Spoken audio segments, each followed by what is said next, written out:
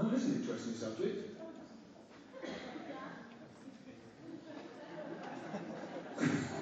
What are you doing, darling? Are you now? Now that will be interesting. I look forward to doing that. I really do. That's fascinating. And what are you doing, sir? Oh, are you now? Oh, that's interesting. I've looked into it a little bit. I've looked into it a little bit. There's a lady there. What are you doing now? I'm looking into the way in which the forestry commission should be involved with protecting and expanding Britain's woodlands and forests. Is in complete opposite. With industrialisation. Absolutely. National forest estates by commercial wind power stations. Ooh. In Wales. In Wales. Beautiful place. Understood. Right. What I was actually getting at was it's fascinating. I'm really pleased you are researching this stuff. I really am. What I'm getting at is how many people didn't put their hands up. Because you haven't got the time, have you, in your busy lives to do anything. And if you haven't got the time, it's because you're too worried about paying council tax, paying the bills, buying food, getting your next telly, what car I'm going to have this year, where I'm going on holiday, what I'm going to get the kids for Christmas. So you haven't got time to look. So a lot of things are done behind your back without you even knowing they're going on. But that's the beauty of it. What a beautiful system.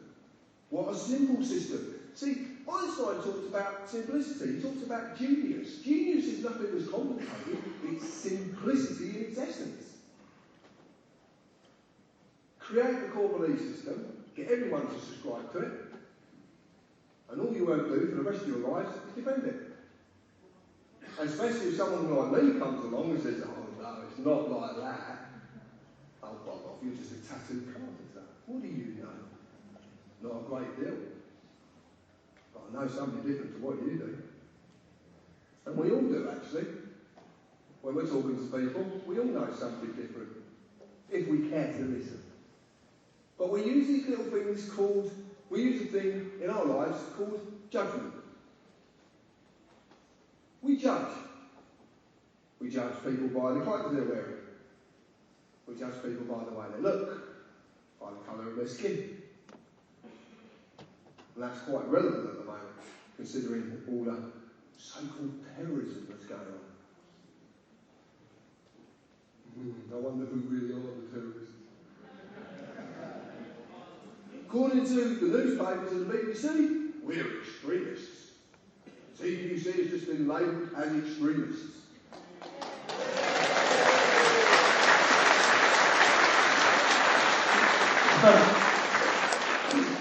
It's just something we didn't do. We didn't have anything to do with it. It just happens that one of the posters had TPUC written on the bottom of it, so they wanted someone to label. We've been labelled as extremists for targeting Birmingham with swine flu vaccination posters. None of us went there. Nothing to do with us whatsoever. And the BBC have put this all across BBC Midlands. They tried to contact me and Dan 3 times yesterday trying to get a statement from us. What about saying we want nothing to do with it? But it's verbatim. It's on the BBC. And everyone believes it. BBC and our extremes. We've just got the best form of advertising for actually doing nothing.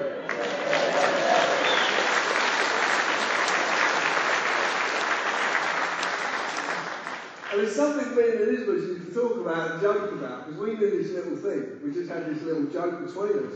That the less you do, the more happens. And it's absolutely true. The less you do, more happens. And it really does. I don't know if you know this. If we're sort of internet people in here. CBC is this tiny little website. Tiny little thing. It seems to be known by quite a lot of people, but it's a tiny little website.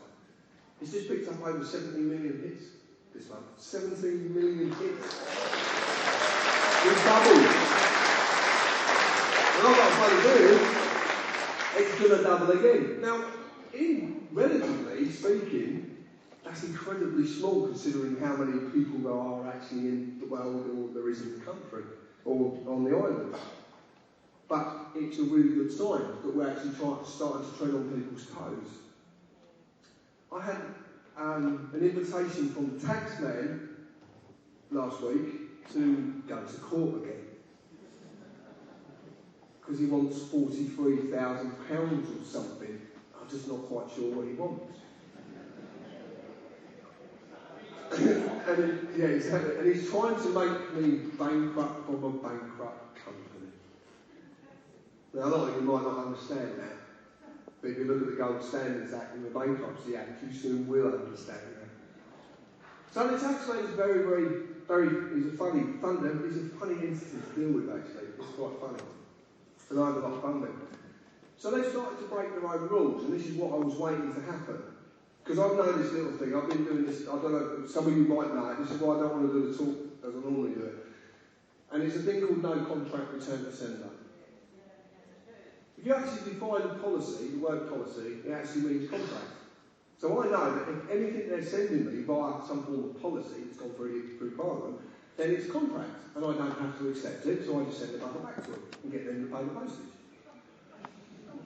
£1.30 to be precise. They don't like me doing it, there's not a lot they can do. So what the taxman did about a year ago is he sent this big wad of documents about this thick, and it had this letter on top of it, this big wad of documents, from the High Court down at the Strand, that actually is called the Supreme Court of Justice, which has been about for a long time. Supreme Courts are not new things, they've been about for ages. I took this and it says, a special order been placed in the Supreme Court, in the High Court down at the Strand, that you have to accept this paperwork through the post. Yeah, right. No contract, and off it bloody goes. I've been away from my family, and my partner is at the back, Ev, and I made massive mistakes when my family was concerned. Because I'm going to talk about that in a bit. And I've been back with my family for a couple of weeks now. I've been near the house. No letters, they have all confirmed this, from the taxman or anybody else, all the time I was away. 2 days after I returned, 2 letters popped through the letterbox. From the taxman. Now, plain white envelopes, like anyone would send. One was recorded, got signed for. One was normal. Looked at the recorded, turned it over, no return address. You can't do that. But there's no return address. Now normally I go into the post office and send something recorded, I'm made to put something on the back, at least the postcode of who sent it. But this isn't, so I'm a bit suspicious, but I don't really deal with suspicion. So it's got to be something of interest. One of you lot might have sent me something. You do send me some quite mad things. Believe me. So I opened it up. This is my mate, the tax man. So it's another special order from the High Court.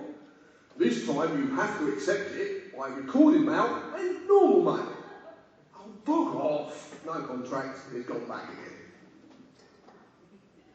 These people are stumped if you do not accept this stuff. All you've got to do is know this fact. But there's a little saying that I use, and it is quite simple. Do not step in the water unless you want to get wet.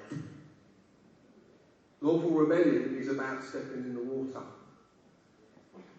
If you want to change what we have now, you have to learn to use the ability of one word.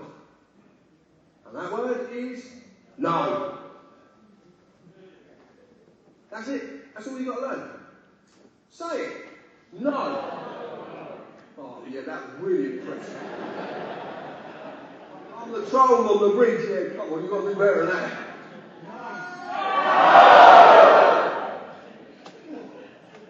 Shivers down my spine. But you've got to learn another ability.